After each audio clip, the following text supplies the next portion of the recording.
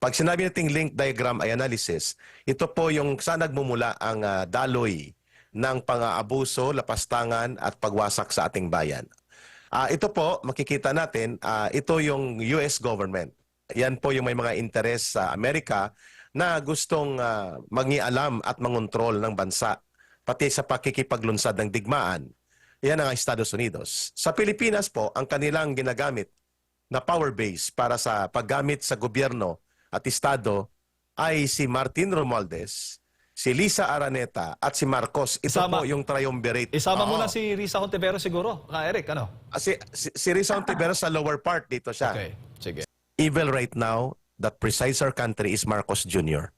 And then ang triumvirate niya, ng evil triumvirate niya, yung triad niya, si Martin Romualdez sa si Lisa and mga alipores nila. Gusto niyang punahin pero hindi niya kayang itigil at hindi niya kayang pigilan sapagkat wala sa kanya ang kapangyarihan na yon. At panghuli, bago ang synthesis ni Professor Ana, nagsisisi ang Vice President. There is pagsisisi, remorse on her part and being sorry that she was active in campaigning for this president, for this government ni Marcos Jr. among the kingdom of Jesus Christ as she was campaigning for them all over the country. Nagsisisi siya. VP Sara na babasahin ni Partner Almar. Partner. Right, bago po tayo dumako sa ating mga iba pang mga topic, ito po yung pahayag ng Office of the Vice President.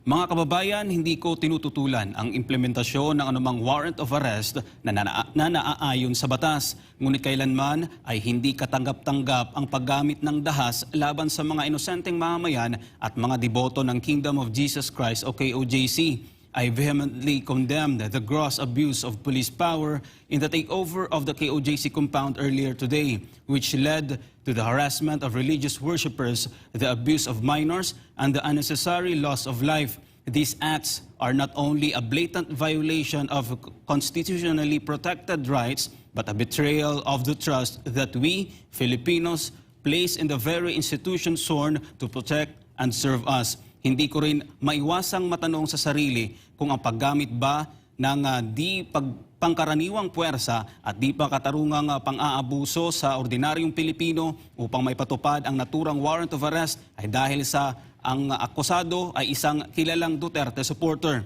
Kaya nais ko ring humingi ng kapatawaran sa lahat ng miyembro, deboto at bumubuo ng Kingdom of Jesus Christ sa paghikayat at pakiusap ko sa inyong iboto si Bongbong Marcos Jr. noong 2022. Naway mapatawad ninyo ako. You deserve better. Filipinos deserve better. Shukran. Sara Duterte. Ayan, Eric. Nakakalungkot. Grabe. Unahan ko na si Professor Ana. Yes, Prof. Siya magbigay ng synthesis. Go ahead. Siya magbigay ng summary analysis. Una, nararamdaman natin ang bigat ng damdamin ng Vice Presidente. If she can only have her way to stop all the persecution and pain, abuses committed against the civilians, women and children at the Kingdom of Jesus Christ compound right now, she can have sana ng pwedeng gawin. Pero Vice President lang po siya. She is not the head of government. She cannot control the PNP. Nararamdaman mo yung bigat na yon sa kanyang statement. That she is also helpless. Kasi helpless in the sense that she cannot take over the government power to stop the abuses of the government. Yun pong tono na yon, makikita mo the way the statement of the Vice President is framed. May gusto siyang gawin para mapigilan ang krimen at abuso na ginagawa ng mga instrumento ng Estado, pero hindi niya kayang gawin sapagkat lalagpasan niya ang poder ng Pangulo na nakaupo pa at siya yung kumukumpas, yung Pangulo na yon na kumukumpas ng krimen ng mga instrumento ng Estado. I'm referring to the police brutality, crimes, and other abuses na ginagamit ni Marcos sa Davao. The Vice President cannot take over the government and say, police, stop that. She is not the head of the government yet. Vice President nga siya, pero she is not the President now. So malinaw yung statement na yon ay may limitasyon sa kaya niyang gawin. Number two, nakikita mo yung intensyon niya na respetuhin ang batas dahil abogada siya. Pero alam niya na nilalabag na ang batas. How to balance that is very difficult. For a lawyer, for a vice president na nasa gobyerno, how will you defend the government's crime and abuses na ang ginagamit mismo batas ang kanyang iniikutan para i-justify ang kanyang krimen sa kanyang mamamayan. If you're the Vice President who is a lawyer, how will you justify that? Nakikita niya yon. Kaya yun ang tuno ng kanyang statement na ang mga batas ay nilalabag, ang karapatan ay nilalabag, pero hindi po nino man kundi ang lumalabag, gobyerno at mga tagapagpatupad ng batas. Yun po ang tuno ng kanyang statement. Ina-identify niya yon. Pero sabi niya, gusto ko pa rin kilalanin ang proseso ng batas. But this government of Marcos Jr. clearly, and the instruments under his command like the Philippine National Police are no longer recognizing the law and legal procedures. They are now law breakers. They are now law violators. Marcos Jr. now is the instigator and the presiding officer of the terrorism of the state, abusing its own people as what they're doing right now at the Kingdom of Jesus Christ. Yun po ang nakikita ni Sara Duterte. Gusto niyang punahin pero hindi niya kayang itigil at hindi niya kayang pigilan sapagkat wala sa kanya ang kapangyarihan na yun. At panghuli, bago ang synthesis ni Professor Ana, nagsisisi ang Vice President. There is pagsisisi, remorse on her part and being sorry that she was active in campaigning for this president, for this government ni Marcos Jr. among the Kingdom of Jesus Christ as she was campaigning for them all over the country. Nagsisisi siya. She was remorseful in that statement sapagkat ang nararanasan ng Kingdom of Jesus Christ was never imagined by the Vice President na gagawin ng Pangulong ito at ng kanyang gobyerno na kinampanya ng KOJC at tinulungan ng KOJC dahil tinulungan at kinampanya ni Vice President Sara Duterte among them. And it is known na mahal ni Pastor Kibuloy. Si Sara Duterte parang anak niya yan ang trato niya. Kasi wala namang anak si Pastor, walang asawa yan.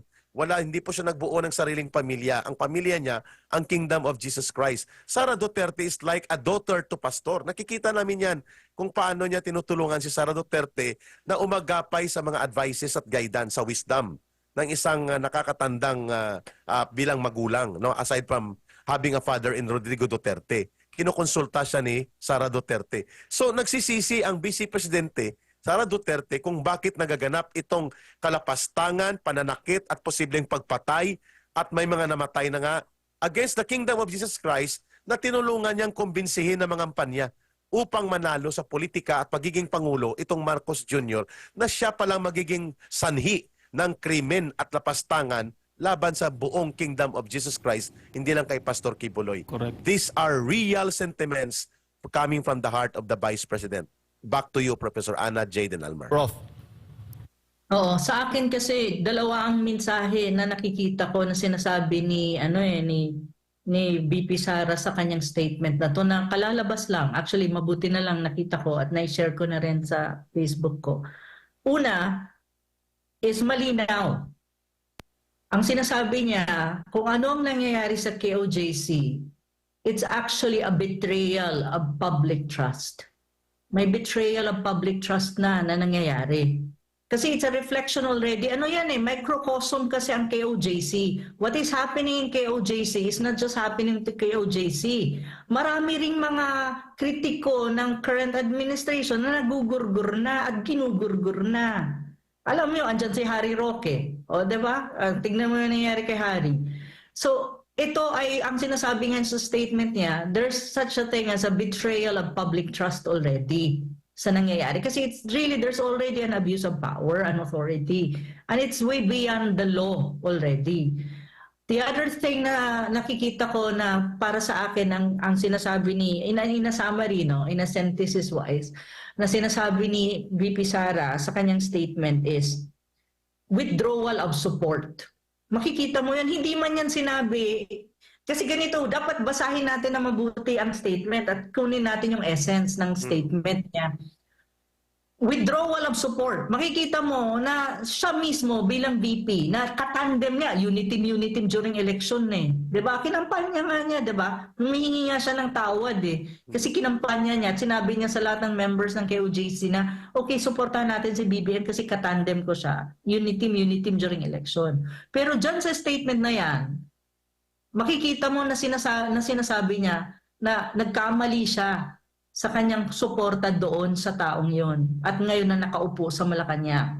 At sinasabi din niya sa statement na yan ni VP na in a way, kahit ito yung ano ko, sense ko, there's a withdrawal of support even on her part kay BBM. Kasi bakit? Kasi hindi na kasi tama din talaga ang nangyayari. Hindi na niya ma-justify sa sarili siguro ni VP na why would I continue supporting my ex-partner during the election sa Uniteam na yon kung ang nakikita ko hindi na acceptable. It's beyond what is tolerable. Yun nga yung word eh. Kasi before, nakikita ko kay VP Sara, parang kahit na may mga critic na, mga few months back or even last year, may mga critic na eh. Makikita mo na dumadami na yung critic, marami nang nangyayari mga polisiya na ini-implement ng BBM administration na maraming taong hindi gusto. Pero may tolerance pa si VP eh. Nandun siya sa tolerance level niya, mayroon pa.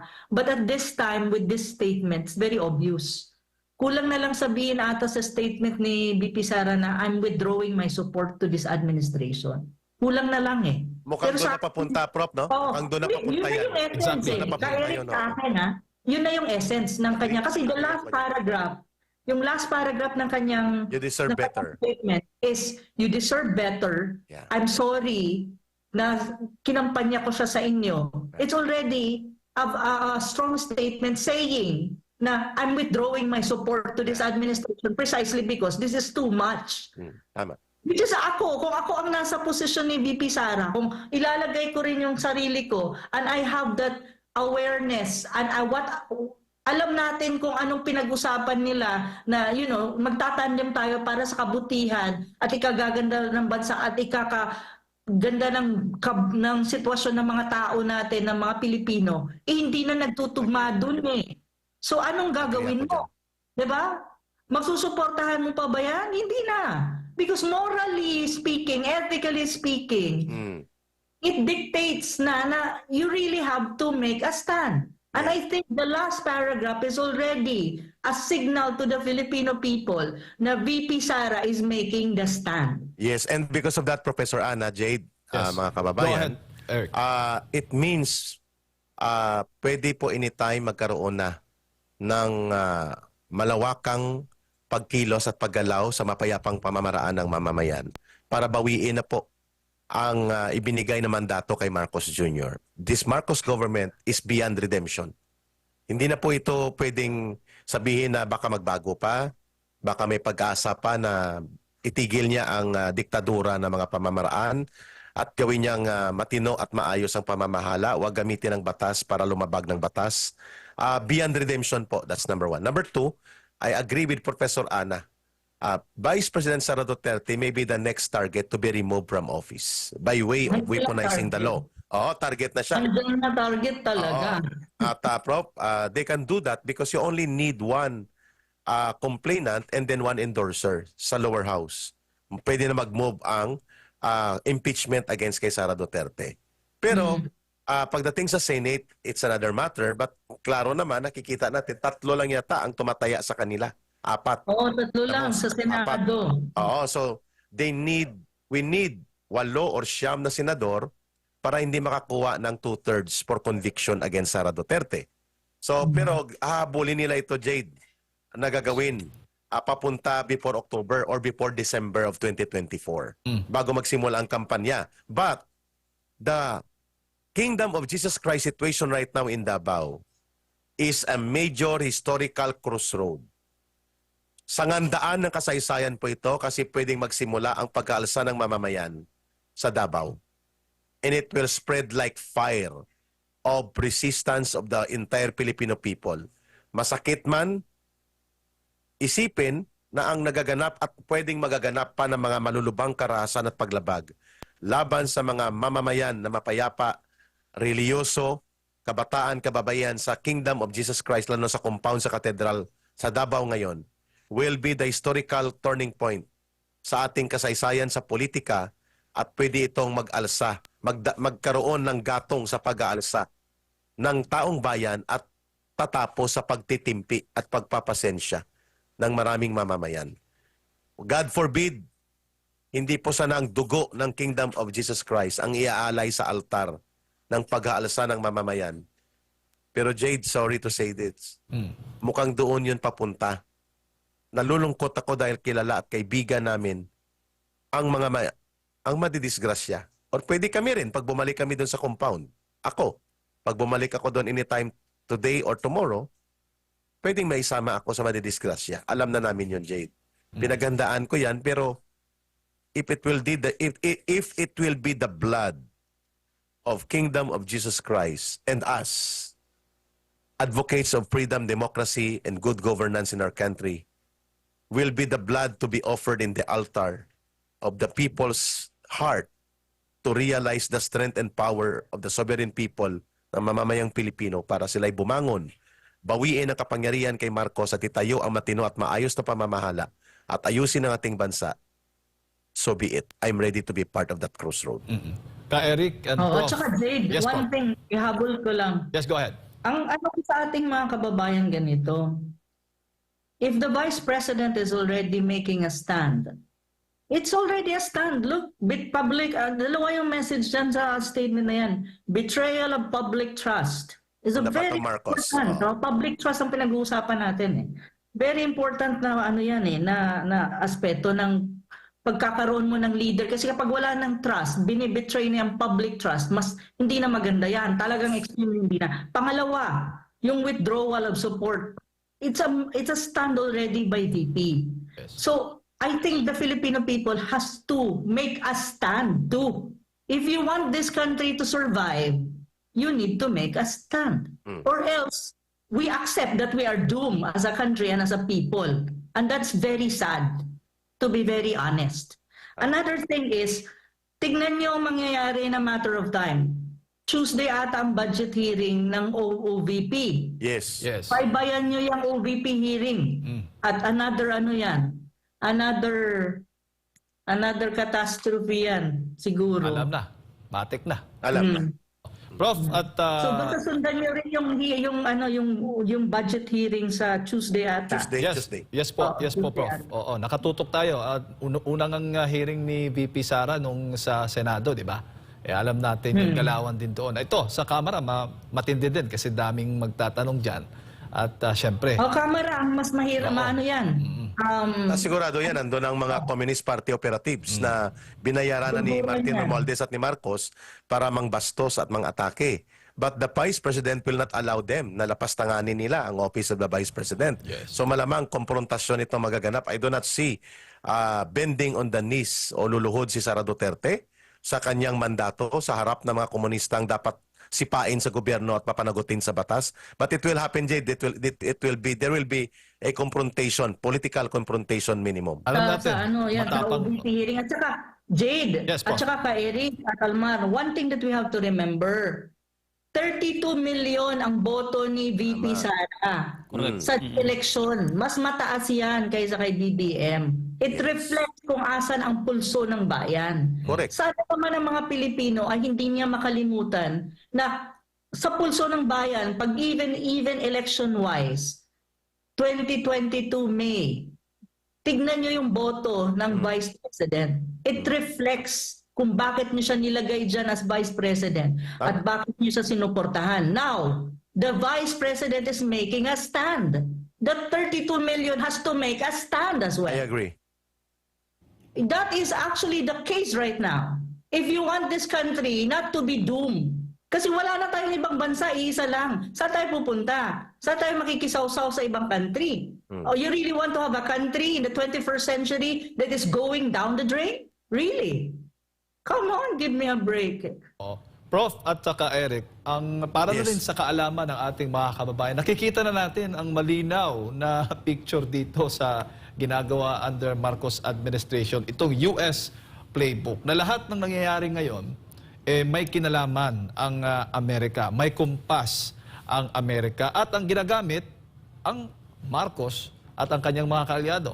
Dito sa House, si Speaker, nandyan si Bongbong Marcos, si Lisa Marcos, at pinapagalaw, ganun.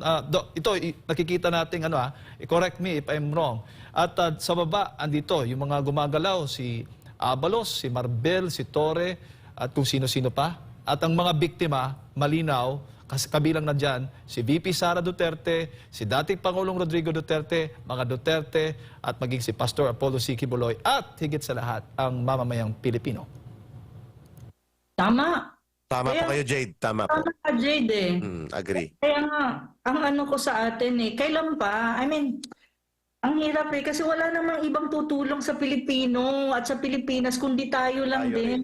At tayo ang nakakaalam kung ano talaga ang nangyayari sa bansa natin. Yes. Tayo ang nakaka-feel nun. Sino ba ang magliligtas sa bansa mo at sasalba sa bansa mo, kundi tayo din. We need to wake up, really. Ito, You Prof. really want to have a country na backward? Ang Jay? lahat ng bansa ipatuloy na dun sa kagandahan ni tayo, pabalik tayo sa Dark Ages? Oh, para Prof, maintindihan ng mga kababayan sige, natin, go ahead, Eric. go ahead. Ito, Okay, ipapakita go ahead, lang go ahead. natin yung illustration, Eric. At ano ang masasabi mo dito, Eric? Sige, okay. Ito. Oh, ikaw Ito muna. po ay, maganda po ito, Professor Jade Almar, mga kababayan. Ito po yung parang link diagram analysis. Yes. Ito yung nangyayari ngayon sa Kingdom of Jesus Christ at sa ating bansa. Pag sinabi nating link diagram analysis, ito po yung saan nagmumula ang daloy ng pang-aabuso, lapastangan at pagwasak sa ating bayan. Ito po, makikita natin, ito yung US government.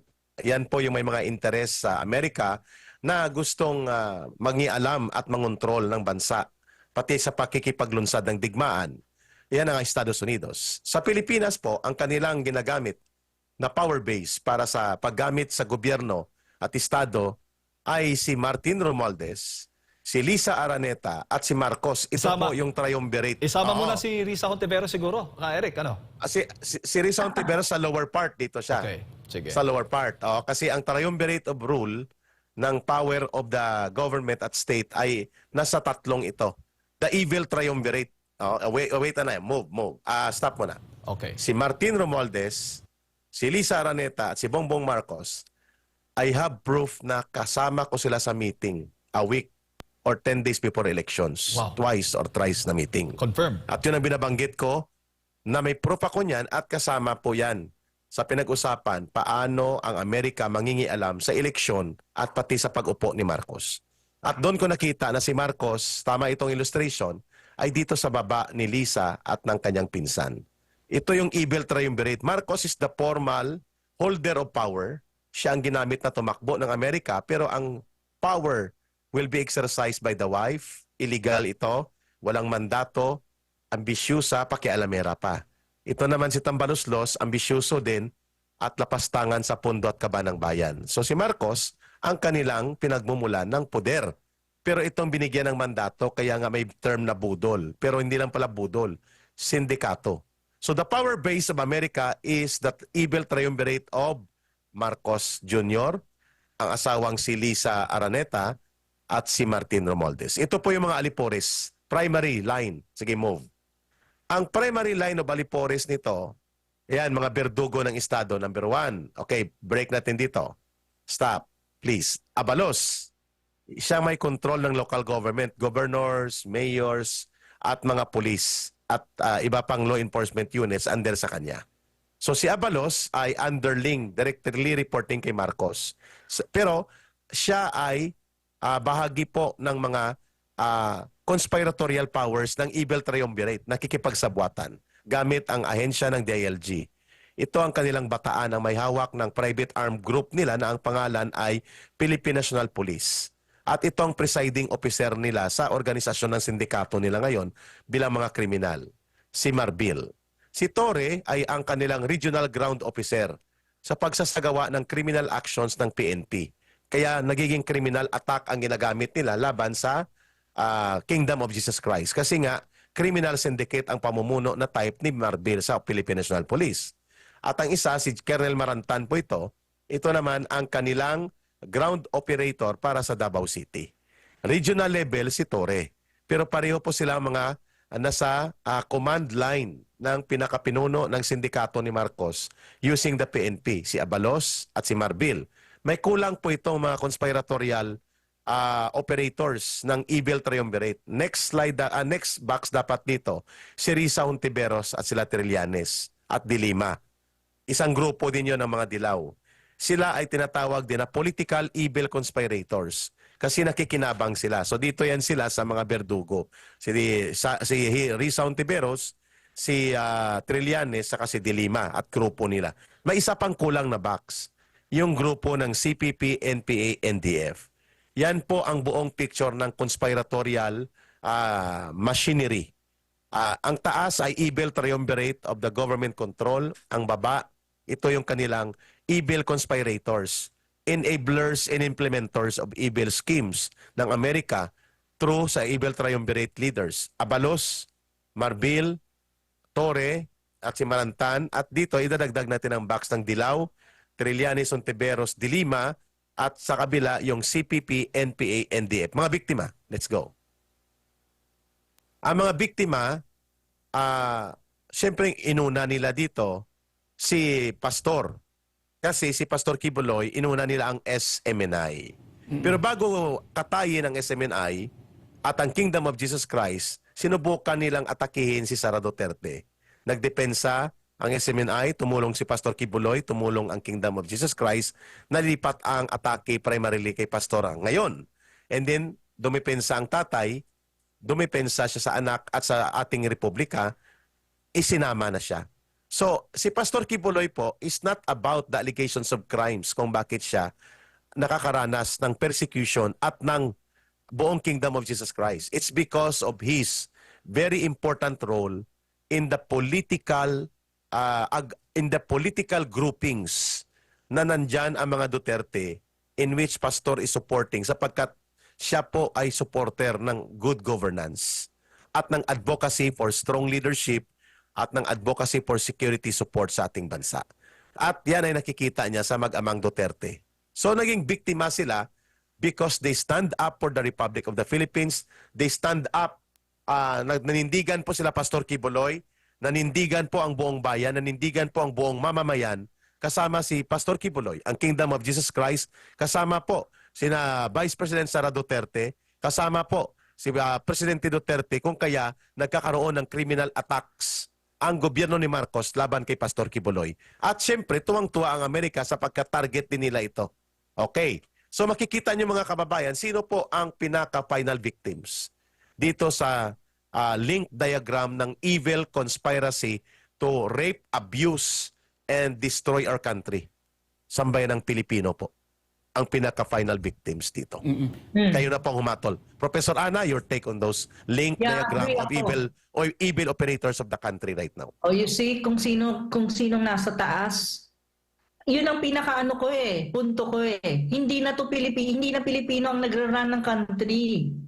It's really outside forces already na Americans. Sumusunod tong mga nasa first layer na tinatawag ni Ka Eric na parang rulers.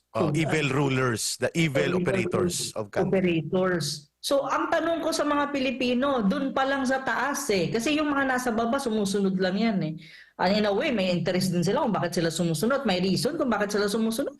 They benefit, maybe in terms of funds or whatsoever. Pero ang tanong ko nga sa mga Pinoy, do you really want a country like this? Really? Do we really want a country that is being ruled by external forces? I mean, for their own benefit and compromising our own sovereignty, our independence, and our destiny as a country? Do we really want this? Kasi kung yan ang gusto natin, bakit pa tayo nag-uusap dito? Di ba? Pero kung yan ang hindi natin gusto, then we need to do something.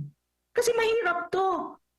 External force ang kumukontrol sa Pilipinas dahil nagpapakontrol naman ang tinatawag ng first layer of rulers. Evil daw, sabi nga ni Ka Eric. So yun ang tanong ko sa mga Pilipino. I challenge the Filipino people. What is it that we want for the country? We want this or we want to change it? Yes. Because at the end of the day, it's in the hands of the Filipino people.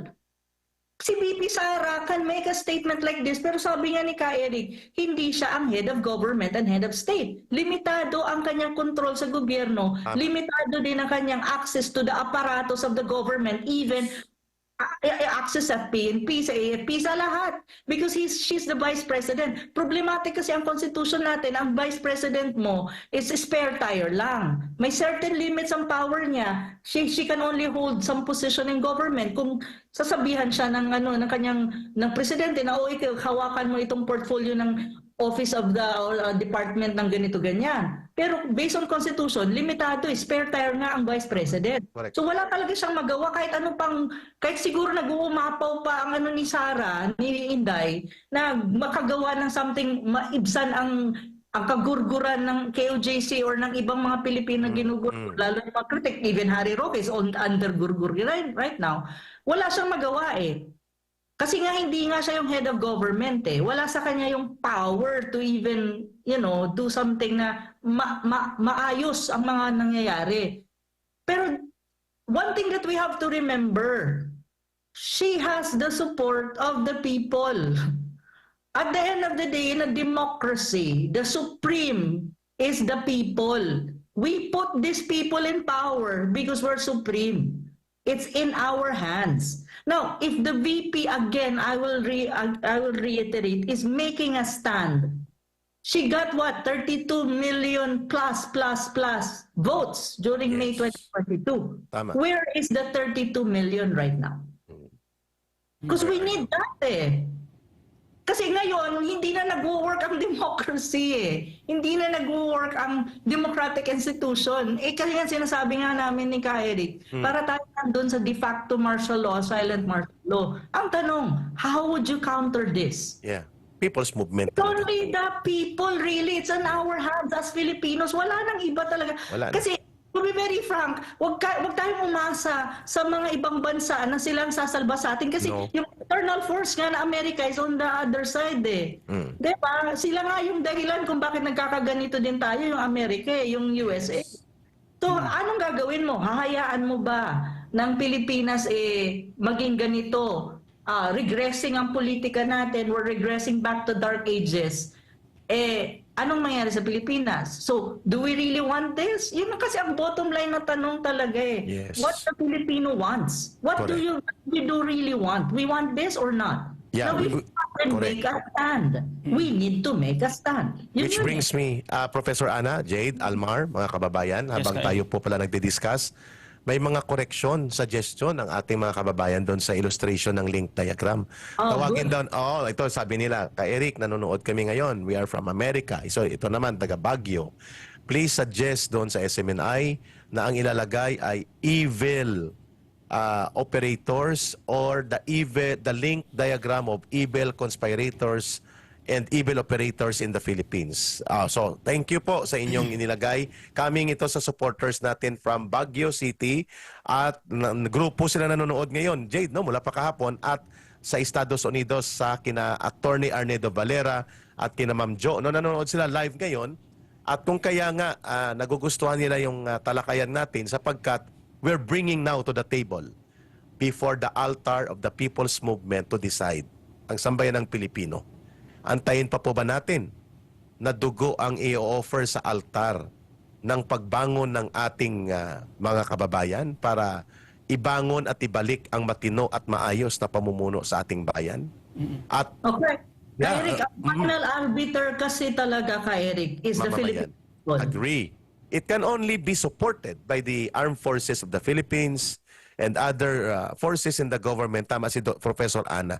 The real arbiter of power and the real decision makers kung babaguhin natin ang lipunan ito at babaguhin natin at tatanggalin ang mga kanser ng pamumuno sa pamamahalaan at lalo na sa pangunguna ni Marcos Jr. sa mapayapang paraan or whatever means the people decide to take, it will still be the people to decide.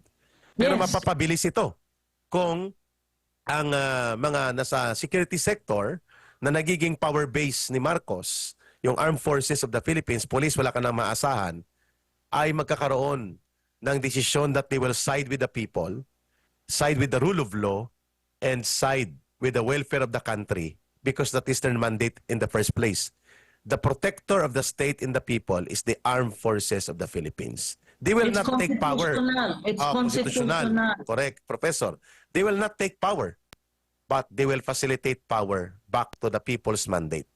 Yun, ulitin ko the armed forces of the Philippines will not do kudeta, will not do mutiny, but will not support the Marcos government, facilitate the transition of power by constitutional means, and restore order in our people, in our country, and bring back the sanity and professionalism sense and mandate and moral authority back to the instruments of the government at itigil ang kriminalidad at ang pagiging marahas ng gobyerno sa kanyang mamamayan.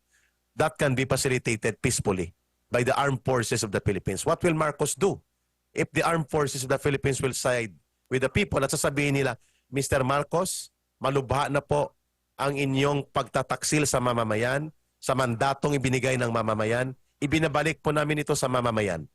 At ayaw naming sumunod sa isang pamahalaan na ang namumuno ay nagtataksil at nag-aabuso sa kanyang mamamayan. Gusto namin ang gobyerno pinamumunuan ng maayos. Under the Constitution, power can be transitioned to the Vice President. Yun po ang nakasaad sa batas. Magiging mapayapa po yan, and Mr. Marcos can resign as an option to leave the presidency upang wag dumanak ang dugo at magkaroon ng civil war sa ating bansa. That can be facilitated peacefully by the withdrawal of support of the armed forces of the Philippines. So be it. And the people will accept and decide by supporting it. Kaso ang Ang problema... ano ko dito Sige po. Eric, Eric, Yes, yung ma'am. mga nasa gobyerno natin, ordinary yung government employees, Yes. alam nila kung ano nangyayari eh. Totoo po. Yung from all levels of government, from different as 3 branches of government pa yan. I know that they know what's going on. Ang tanong ko, have some reflection. Kasi pare-parehas tayo ditong Pilipino. Itong boat na to na Pilipinas, kapag lumubog yan, lulubog tayong lahat. Ganon yan eh. This is not about the Duterte per se. This is really about the country. Lulubog tayo, isang boat na yung pag lumubog yan, lulubog tayo lahat. Now, ang tanong ko, magkaroon lang kayo ng reflection. Is this really what you want? Is this the kind of government that we want? Kasi yun pa rin yun eh. Halimbawa, yung sinasabi ni Eric na ang AFP will protect the people. Kasi depende nga sa gusto ng tao. Yes. Probably the AFP or whoever is there, they are looking at the situation as well. What is really the pulse of the nation? Nation, I'm referring to the Filipino people. Kailangan makita nila yun eh. Kasi kung ano ba talaga ang gusto natin. So probably we should reflect quickly and make a decision. What is it that we want for this country? Yes. Kasi baka naman mamaya kulang na yung oras natin, limitado na tayo kasi matagal tayong nagre-reflect at matagal tayong nagde-decide. Diba? Baka mamaya wala nang oras para or limitado na. So I really challenge our kababayans. What is it that we want for this country? We want this country to go down the drain or we want to save this country to make it better? Agree. In the same manner that other countries in Asia and even Southeast Asia is getting better and we're being left behind. Yeah, that is true. Yun eh. 21st century na, for God's sake. And we're going back to dark ages again? Oh my God. That's crazy. And Jade, Almar, no? Idagdag ko lang before namin ibalik sa ating mga moderators and anchor facilitators sa SMNI Studio kay Jade at kay Almar. Professor Ana, completely agree ako sa observation ninyo. Ang kabulukan at krimen ng Marcos Jr. government na ito, habang siya'y nananatili at walang gagawin ang mamamayan, 16 million Filipino families ang nadagdag sa gutom, sa listahan ng gutom. So that means, Jade, we are having around 65 to 70 million Filipinos ang nakakaranas ng gutom araw-araw. At ang sagot ng gobyerno ni Marcos, bumili kayo ng piso na asin at 20 pesos na bigas per meal. Kasi 21 pesos daw, mabubuhay na ang Pilipino. God. Sabi ng NEDA. So, 20 pesos. Nabasa ko yun, pero yun ba yun? Oh my God. A Filipino meal can only be 21 pesos, pwede na, hindi ka na mahirap. Hindi ka na gutom nun. Hindi nga yan kaso sa isang Jollibee eh. Exactly. So, piso na asin, magdildil tayo, at 20 pesos na bigas, dalawang dakot na bigas. So, 20 pesos. Yun daw ang kabuhayan dapat ng mga Pilipino. And we're talking about 65 to 70 million Filipinos ang nakakaranas ng gutom araw-araw. Ang walang trabaho, Professor Ana, 4 million mahigit. Walang trabaho talaga ito. Ang underemployment, idadagdag mo dyan, ang kulang sa trabaho, mga 6 million mahigit ang kulang o walang trabaho sa Pilipinas in 2 years' time ni Marcos Jr. Ito pa, Professor Ana, ang nakakaranas ng mga sakit na hindi may paggamot kay Marcos Jr. na sinimulan sana ni Pangulong Duterte ng Universal Healthcare, umaabot po sa 4 na Pilipino ang nakakaranas ng mga sakit na hindi nila kayang ipagamot. 40% ng mamamayang Pilipino hindi makaka-access ng gamot at hospitalisasyon under Marcos Jr. And yet, ang 90 billion na pera ay kinukuha ng gobyerno para sana sa Universal Healthcare Program ng mamamayan, sa PhilHealth. Ngayon pinapabalik ni Marcos para gamitin sa political operations for 2028 elections. Alam na natin yon. At ginamit niya si Ralph Recto para gamitin ang kanyang poder sa Department of Finance. At ang mga retired generals ay nagsasalita at sila mismong tumutumbok 1.4 trillion pesos sa flood control ni Marcos ginamit na gatasan ng mga kurakot, buaya ng mga kontratista ng mga congressman at mga negosyante na kasabwat ni Marcos Jr. It's coming from the direct accusations of more than 200 retired generals, Professor Ana. So itong bayan natin, talagang going down the drain kung si Professor Ana, doomed to perdition. Talagang papunta tayo sa pagkalugmok. Kung hindi po tayo makikialam na mamamayang Pilipino, wala na po tayong ibang sisisihin. Ginawa na po ng ating mga kapatid sa Kingdom of Jesus Christ ang paninindigan at pagsasakripisyo. Ginawa na po ni Pastor Kibuloy ang pagharap at ng kanyang mga ministro to enlighten the people that something is seriously evil happening right now in our country, in the government of Marcos Jr. Ginawa na po ni former President Duterte ang pagpuna. Ginawa na rin po ni Vice President Sara Duterte ang pagpuna. And limitedly, may ilang senador na po na nagsasalita. Ang taong bayan po ang kulang dito. And we cannot force to the people to stand. But the people, ako'y naniniwala, Professor Ana, tama po kayo, time is of the essence. Baka huli na po ang lahat. Marami na pong namatay sa gutom. Marami na po ang nagkaroon ng diskontento sa gobyerno, walang namuno at walang kumumpas na matinong gobyerno. Papunta tayo niyan sa civil war at magiging madugo ang ating bayan at magiging karumal-dumal ang kalagayan ng buong sambayanan kung hindi po tayo kikilos at the soonest time. Back to you, Jade and Almar. Ang naiintindihan ko po yung pinupunto ni Prof. Ana at saka ni Ka Eric. Hinikayat natin yung taong bayan na kumbaga suportahan na itong ginagawa ng KOJC at suportahan yung mga nagsasalita like VP Sara. Pero ang problema kasi ngayon, malakas lang sa social media ang ating tinatawag na suporta ng taong bayan. Pero pagdating na sa actual, like for example, itong mga rally, wala kang makitang suporta. Ang isang factor dyan, Jade, Admar, dagdagan na ni Professor Ana, admittedly, nagkaroon din po ng fatigue syndrome sa people power ang Pilipino. Totoo yan. Oo, dahil nga ma'am, Professor Ana, nagkaroon tayo ng mga historical opportunities na baguhin ang lipunan, baguhin ang gobyerno sa panahon ni Marcos Jr. Sa panahon ni Marcos Sr. at kay Joseph Estrada. Nagkaroon lang tayo ng matinong gobyerno kay Rodrigo Duterte. Ibig sabihin, yung pag-aalsa, pagbabango ng tao sa lansangan, ay napo-frustrate po sila dahil doon sa karanasan na yon. Nasa psyche nila yon. So balit napupukaw muli ang kanilang interes na makialam at baguhin ang kalagayan ng lipunan dahil bumabalik muli ang mga aral na mapapait ng nakaraang kasaysayan. I agree with Almar and Brother Jade, Ma'am Ana, na mabagal po ang response ng mga tao in terms of straight mobilization. Nasa social media po sila. Pero Jade, Almar, in my experience, it is only a matter of hours. Si Joseph Estrada, napatalsik yun, matter of envelope and Salome dancing ni Tessia Quino Oreta. Nag-Salome dance daw siya doon. At sobre, matter of 12 hours, Jade, na bumagsak ang gobyerno ni Erap. 12 hours. Ito rin po ang pwedeng mangyari kay Marcos. Matter of hours, lalayas ito sa Malacanang. And things will come into change. Pero time is of the essence. Gumagalaw po tayo internationally, kaya nga tayo umikot. Then ako, Professor Anat, ikaw sa Hong Kong, sa Macau, sa LA, sila Ate Harry Roque, ako sa New York, sa Canada, sapagkat nakikita natin na hindi tayo pwedeng tumigil, Almar, Jade. kapag tumigil at tumiklop na tayo at hindi na magsasalita at hindi na magsasakripisyo, mas lalong tatagal at babagal ang proseso ng national awakening and people's decision to exercise their sovereign will to redeem the country. Kaya kahit anuman ang sakripisyong ito, gagawin natin. Sapagkat ultimately, the arbiter and the final decision maker for change in our country and in our government and the redeeming of our country and our people will come from the people themselves. Magaganap ba ito? Yes, Almar. Yes, Brother Jade. Sapagkat masakit lang ang sakripisyo ngayon ng Kingdom of Jesus Christ nila Pastor Kibuloy, kung si Professor Ana pa, it went beyond them already.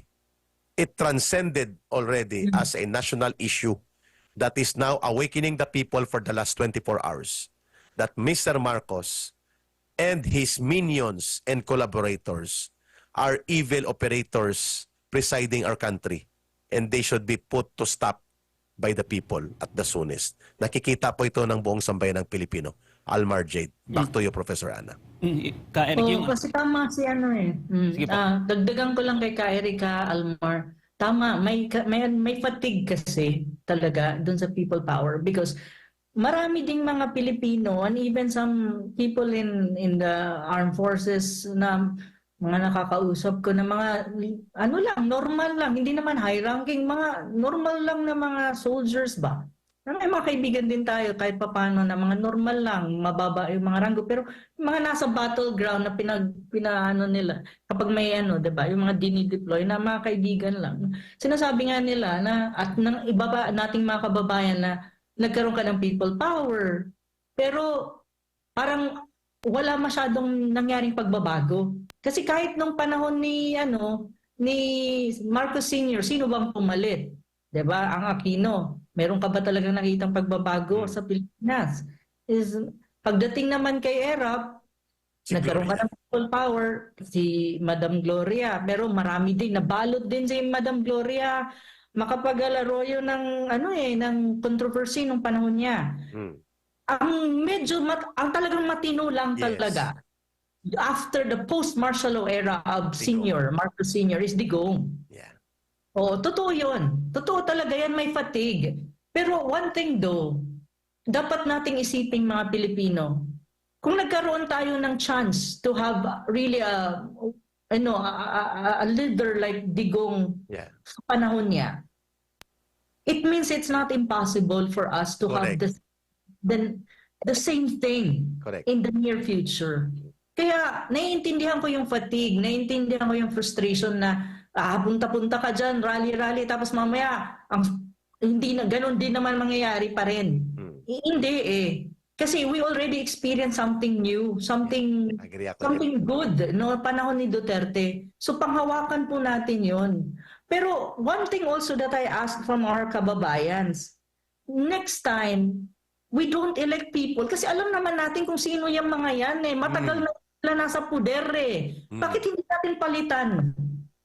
Why don't we try to change things? Napalitan din kung sino ang mga inuupo natin. Kasi kilala na natin yan lahat. Alam natin yung mga records niyan. Alam natin mga kaso niyan. May mga plunder pa ngayon. Biglang nawala na ng kaso ang plunder ng isang senador. Out of the blue kasi suportado niya ang current admin. Diba? May mga ganun eh. Kilala na natin yan. Nakilatis na natin yan.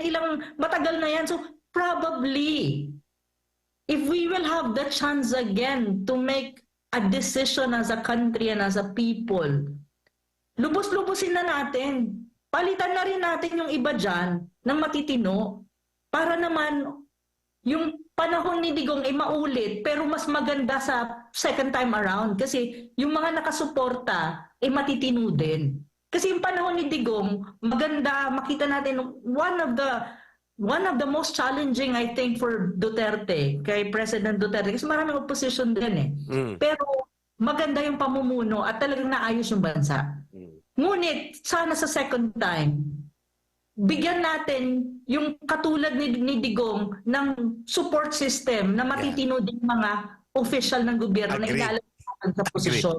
Agree Para ako. naman magtuloy-tuloy na itong pagbabago ng Pilipinas at progreso. Agree. Kasi mahirap sa isang leader din na matino ka, you want a good vision for your country, you want to implement everything. May yung mga tao, may mga tao dyan na nakaupo din sa posisyon, may poder din, na oppose ng oppose sa'yo. Mahirap din yun.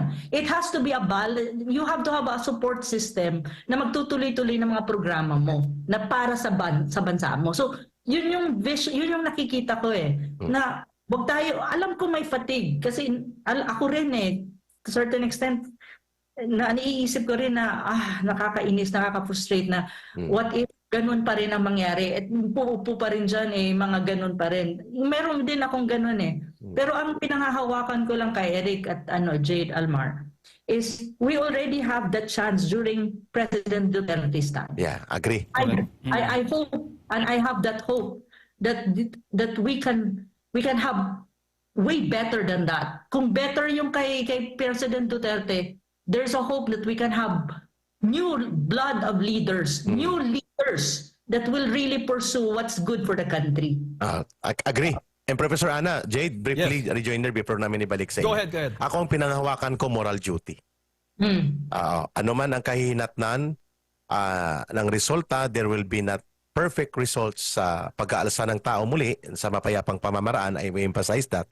But it is the moral duty to fight evil. Evil right now that presides our country is Marcos Jr. And then ang triumvirate niya, ng evil triumvirate niya, yung triad niya, si Martin Romualdez sa si Lisa and mga alipores nila. It is our moral duty, kami nila, Professor Ana, tayo Jade, na nasa media, totoong media, as the conscience of the nation, it is our moral duty to speak against evil, fight against evil, defend justice and truth, and fight for the people, not just for kingdom of Jesus Christ, because we deserve a better country, a better government. If it will not be perfect after our fight and crusade, so be it. But the moral duty to fight evil in the midst of confronting evil, may kinokonfront tayong demonyo na sumasakop sa ating bansa. At ang pinakamalaking demonyo sa buong daigdig na siya nagkokontrol sa demonyo sa Pilipinas. That's the word that I can describe right now. Demonyo yung Amerika Yan ang evil presider of the world. Among all nations. Empire of chaos na daw, Eric. Empire of chaos. The empire of chaos, the empire of war promoter. At iyon ang nagkokontrol ngayon sa evil presiding triumvirate sa bansa.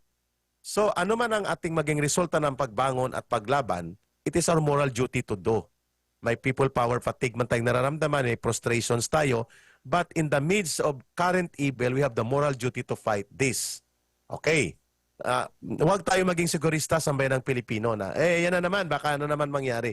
Huwag po tayo maging sigurista bago tumaya. Tumaya na po tayo dahil moral duty natin. Along the way, malinaw po na babantayan natin ang magiging resulta ng ating moral duty doon sa paglulunsad ng pagkilos ng mamamayan to redeem our country and to stop evil right now presided by Mr. Marcos. It is also our moral obligation, equally, sabi namin ni Professor Ana, that when we change and ensure that there will be better situation, better leaders, better government. Moral obligation natin, nabantayan yun. Ako, the moral duty and the moral obligation are better options na i-take natin rather than mapunta tayo sa civil war dahil walang kumilos, walang kumibo, walang nagpaliwanag, walang nanindigan ng tama.